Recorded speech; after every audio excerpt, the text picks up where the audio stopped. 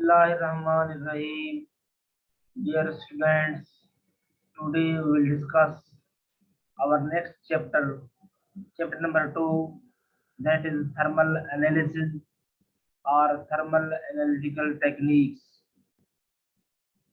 We have three types of instruments that helps us for the qualitative and quantitative assessment of our analyte on the basis of temperature change. हमारे पास तीन तरह के instrument आते हैं जो कि temperature change के बेस पे हमारे एनालाइट की क्वालिटेटिव और क्वांटिटेटिव असेसमेंट में हेल्प करते हैं. We have three types of instrument that helps us for the qualitative and quantitative assessment of our analyte on the basis of temperature change. So first one is that is DSC. What is the abbreviation of DSC? That is differential scanning calorimetry. The second topic that we will discuss in this chapter, that is DTA, differential thermal analysis. The third topic that we will discuss in this chapter, that is thermal gravimetric analysis. So we will discuss these topics in this chapter. First one is what is differential scanning calorimetry.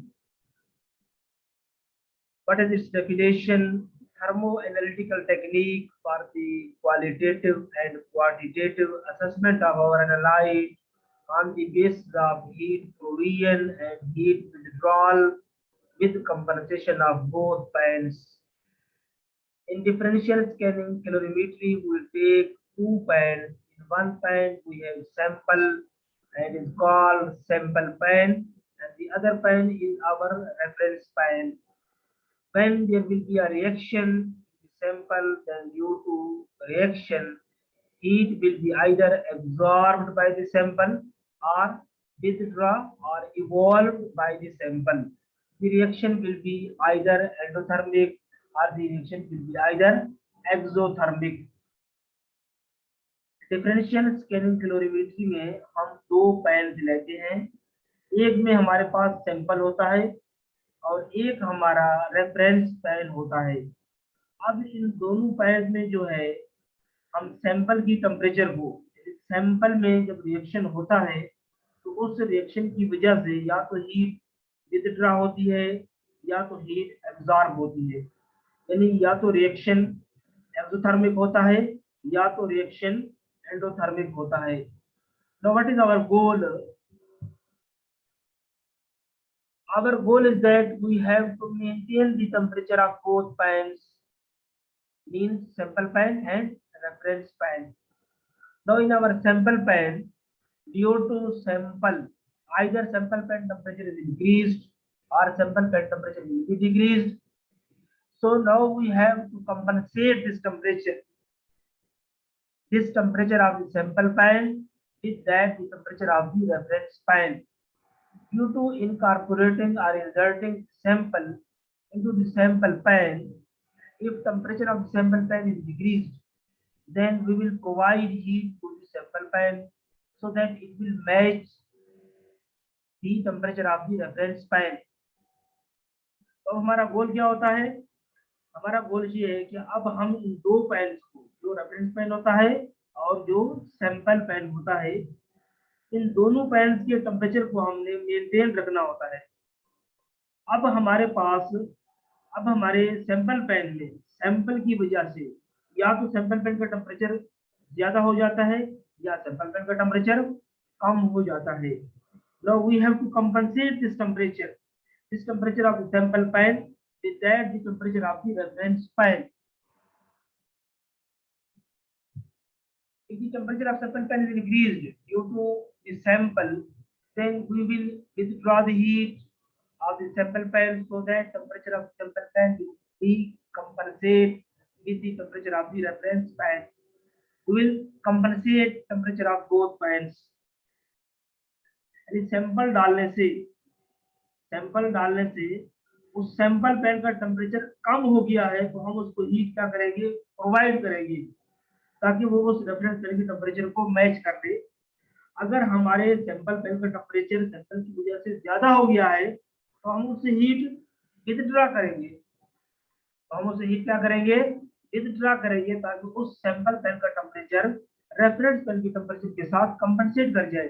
So we have to compensate, we will compensate temperature of both pans. और उस compensation के नतीजे में आया, और उस compensation से जितना हमने हीट विथड्रा किया है या जितना हमने हीट उसको प्रोवाइड किया है अपने सैंपल पेन को, उसकी बेसिस के ऊपर हम अपने उसकी बेसिस के ऊपर हम अपने सैंपल की क्वालिटेटिव और क्वांटिटेटिव असेसमेंट करते हैं, which provides us information about the qualitative or quantitative assessment of our analyte or sample। उससे हमें अपने सैंपल का यानी उन दोनों पेन के टेम्परेचर को कंपनसेट करने के लिए जो हम हीट देते हैं या हीट लेते हैं, that gives us qualitative or quantitative assessment of our analyte।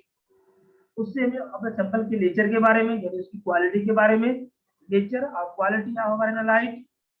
Second one is concentration और क्वांटिटी ऑफ आवर एनालाइट। उससे हमें अपने सैंपल का नेचर के बारे में पता चलेगा या इसकी कंसंट्रेशन और क्वालिटी ऑफ आवर सैंपल के बारे में पता चलेगा। And DSC works at a temperature range of -40 degrees centigrade to 750 degrees centigrade, so it is a very broad range। Now let's come to the working principle of DSC. What are the instruments which are used in DSC and how this DSC works? So next is the instrumentation of differential scanning calorimetry। अब हमारे पास दो major चीजें होती है इस instrument में, that is एक तो हमारा sample pan and second one is the reference pan. Sample pan में हमारे पास होता है सैंपल, एंड रेफरेंस पेन का एक स्पेसिफाइड टेम्परेचर होता है, एक फिक्स्ड टेम्परेचर होता है जिसके साथ हमें इस सैंपल पेन के टेम्परेचर को कंपनसेट करना होता है। तो reference pan is empty but it has a fixed temperature. फिर आप देख रहे हैं इस बार हमारे पास क्या है, then we have an electric heater. अब then we have an electric heater attached here. Electric heater जो कि हीट देता है सैंपल पेन को और हीट देता है रेफरेंस पेन को, लेकिन सब रेफरेंस पेन को एक स्पेसिफाइड टेम्परेचर प्रोवाइड करता है उसके साथ, और सैंपल पेन को टेम्परेचर हीट प्रोवाइड करता है ताकि वो रेफरेंस पेन की टेम्परेचर के साथ कंपनसेट करने के लिए। और this electric heater is connected with software. ये इलेक्ट्रिक हीटर फिर आगे सॉफ्टवेयर के साथ कनेक्ट है जो कि हमें इंफॉर्मेशन देता है कि कब हमें हीट लेनी है या कब हमें हीट देनी है सैंपल पेन को, to compensate with the reference pan. Now these are connected with different alloys. Connections are given with different alloys. Reference pen, you can see in the diagram. Reference pen that is made up of Constantine alloy, chromyl alloy plus alumyl alloy. What are alloys? Alloys क्या होती है? These are the metals. यानी proportion of metals. जब वो combine होते हैं तो हमें different kind of alloys देते हैं। So we have Constantine alloy, we have chromyl alloy and alumyl alloy। Reference pan को एक स्पेसिफाइड टेम्परेचर मिल रही है, रेफरेंस पेन को एक स्पेसिफाइड टेम्परेचर मिल रही है, यहाँ पे ना हीट ज्यादा हो रही है और ना कम हो रही है। इसकी एक स्पेसिफाइड टेम्परेचर है, इसकी एक स्पेसिफाइड हीट है, उससे हम इसको कंपेयर करते हैं या कंपनसेट करते हैं अपने सैंपल पेन को रेफरेंस पेन के साथ। और सैंपल पेन जो है and that is made up of chromyl alloy plus alumyl alloy, chromyl alloy plus alumyl alloy। So this is the whole instrument। Now what are the composition of this chromyl alloy, Constantine alloy and alumyl alloy? Chromyl alloy, composition of chromyl alloy, that is 90% nickel and 10% chromium। And what is the composition of alumyl alloy? Alumyl alloy is made up of 95% nickel, 2% aluminium, 2% magnesium, 1% silicon। And Constantine alloy, that is made up of 45% nickel and 55% copper. So these are the compositions of these alloys. हाँ, अब इसमें आप देख रहे हो कि बाद औकात यहाँ पे एक इंसुलेटर लगा होता है और बाद औकात हमारे पास एक इंसुलेटर भी लगा होता है ताकि जहाँ का हीट वहां ट्रांसफर ना हो सके और वहां का हीट यहाँ ट्रांसफर ना हो सके। अब चलते हैं कि know how it works, how it works.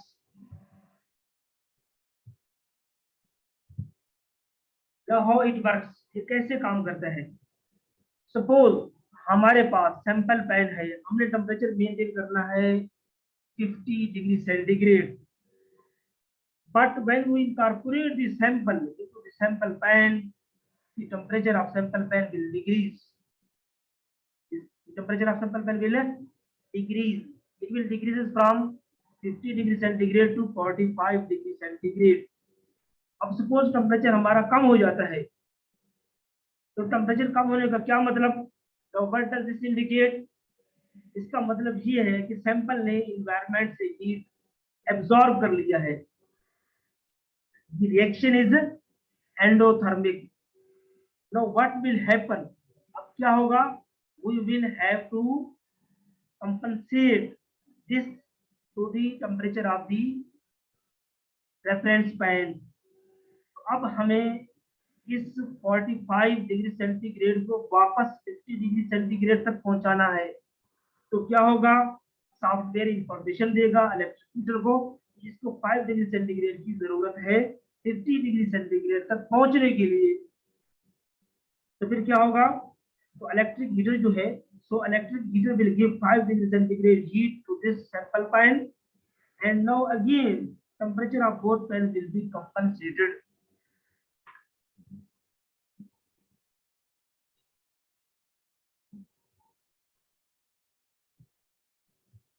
now in opposite case, अगर हम अपोजिट केस में देखें, now in opposite case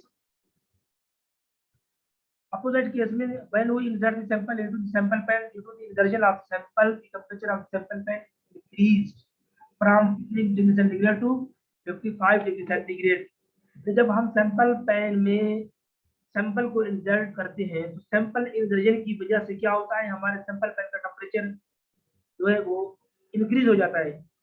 क्या हो जाता है, इंक्रीज हो जाता है, 50 से 55 डिग्री सेंटीग्रेड हो जाता है। इसका क्या मतलब है, इसका मतलब यह है कि सैंपल इवॉल्व्ड हीट, सैंपल ने हीट इवॉल्व किया, रिएक्शन इज एक्सोथर्मिक। जब उसने हीट इवॉल्व की तो पैन को टेम्परेचर दिया और पैन का टेम्परेचर इंक्रीज हो गया, it increase up to 55 degree centigrade. अब हमने जो मेंटेन करना है दैट इज 50 डिग्री सेंटीग्रेड। तो क्या होगा, ये जो सॉफ्टवेयर है ये इंफॉर्मेशन देगा इलेक्ट्रिक हीटर को कि आपका सैंपल पैन 50 डिग्री सेंटीग्रेड से 55 डिग्री सेंटीग्रेड हो गया है, तो उससे 5 डिग्री सेंटीग्रेड हीट ले ली जाए। तो वहां से 5 डिग्री सेंटीग्रेड हीट जो है वो ले ली जाएगी and this sample pan temperature will again to 50 degree centigrade and temperature will be maintained. So this change in temperature, this will give us quality and quantity of our analyte or sample.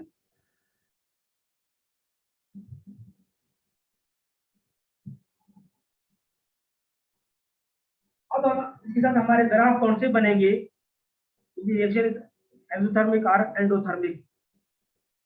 अब एक बात जो है वो जो note करने वाली है वो ये है, हम टेम्परेचर वो वाला लेंगे जो कहीं कंपनसेशन के लिए होता है। हम टेम्परेचर जो है यहाँ वो वाला लेंगे जो कि कंपनसेशन के लिए होते हैं। We will use that temperature which is taken for compensation. यानी कंपनसेशन के लिए जो टेम्परेचर चाहिए, जो टेम्परेचर सैंपल पैन और रेफरेंस पैन के टेम्परेचर को मेंटेन रखता है, हम वो टेम्परेचर लेंगे। वो टेम्परेचर लेंगे जो कि इलेक्ट्रिक हीटर या तो प्रोवाइड करेगा या इलेक्ट्रिक हीटर ले लेगा। हम वो वाला टेम्परेचर ग्राफ में शो करेंगे, ना कि वो वाला टेम्परेचर जो कि पैन पे आया है। यही डिफरेंस आएगा उसके अंदर डिफरेंशियल थर्मल एनालिसिस में, ये डिफरेंशियल स्कैनिंग कैलोरीमेट्री और डिफरेंशियल थर्मल एनालिसिस में। अच्छा, डिफरेंशियल थर्मल एनालिसिस जो आगे हम पढ़ेंगे DSA sorry DTA, differential thermal analysis, वहां पे हम कंपनसेशन नहीं देखेंगे। वहां पे डायरेक्ट सिंपली पैन का टेम्परेचर देखेंगे कि पैन का टेम्परेचर ज्यादा हुआ है या पैन का टेम्परेचर कम हुआ है। लेकिन डिफरेंशियल स्कैनिंग कैलोरीमेट्री में हम पैन का टेम्परेचर नहीं देखेंगे। यहाँ पे ये देखेंगे कि पैन का टेम्परेचर ज्यादा होने की वजह से इलेक्ट्रिक हीटर ने क्या किया, क्या इलेक्ट्रिक हीटर ने उससे हीट ली है या हीट प्रोवाइड की है। This thing will be clear when we will discuss DTA. अब ग्राफ की तरफ आते हैं। अगर हमारा रिएक्शन एक्सोथर्मिक होगा तो ग्राफिकल रिप्रेजेंटेशन उसका हम कैसे इसको ग्राफिकली शो करेंगे कि एक्सोथर्मिक में क्या होता है, heat evolve by the sample, heat is evolve by the sample ने हीट क्या खारिज इवॉल्व की, तो सैंपल ने हीट खारिज की तो पैन का टेंपरेचर इंक्रीज हुआ। लेकिन यहाँ पे इलेक्ट्रिक हीटर ने क्या किया, उससे 5 डिग्री सेंटीग्रेड हीट ले ली है, तो इसका ग्राफ यूं आएगा। तो यहाँ पे electric heater sample 50 degree centigrade हो गया था तो 5 डिग्री सेंटीग्रेड हीट उससे लिया, तो इसको इसलिए इसका ग्राफ नीचे की तरफ आएगा, ये मतलब इलेक्ट्रिक हीट ने इससे ली है। अगर हम when the reaction is endothermic case में क्या होता है, heat is absorb by the sample. कि सैंपल ने जब हमने सैंपल में जो हमने सैंपल ब्लड के सैंपल ने हीट एब्सॉर्ब किया, जब एब्सॉर्ब किया तो क्या हुआ, कम हुआ। तो इलेक्ट्रिक हीटर ने वजह इसको, अब यहाँ पे इलेक्ट्रिक हीटर ने क्या किया, उसको हीट प्रोवाइड किया। सो इसका ग्राफ यहाँ पे आएगा, ऐसे आएगा। So this is the graphical representation, यानी qualitative and quantitative assessment of our analyte। तो ये जो peaks हैं, ये जो हमें peaks मिलती है, position of peak at x axis जो है will give us about nature of our analyte, और जो height of peak है उसको हम intensity बोलते हैं। height of peak at y axis provide quantity of our analyse, उससे हमें क्वांटिटी के बारे में पता चलेगा। यानी जो पोजीशन ऑफ पीक है at X axis will give us information about nature of our analyte, and height of peak at Y axis provide quantity of our analyte.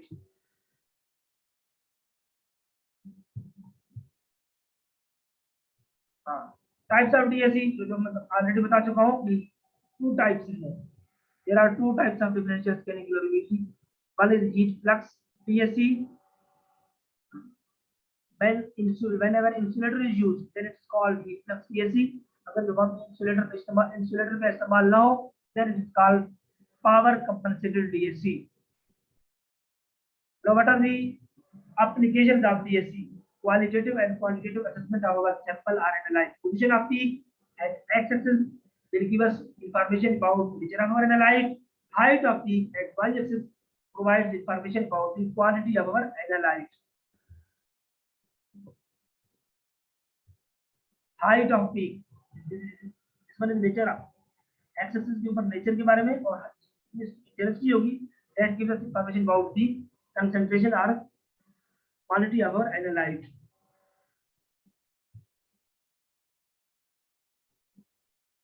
And we also know the maximum temperature at which the excipient and active ingredients are compatible with each other. किस temperature पे हमारे excipient हमारे active ingredient के साथ maximum soluble है, और किस temperature पे उनकी सॉल्युबिलिटी जो है खत्म हो जाती है। We can also know stability of our analyte, कि वो किस टेम्परेचर तक जाके स्टेबल है, इस टेम्परेचर तक स्टेबल है, इस टेम्परेचर के बाद stability is gone.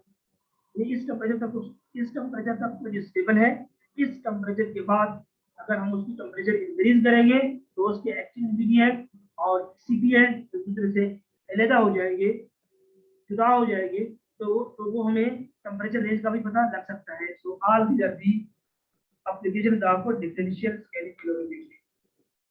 And next lecture we will discuss differential thermal analysis.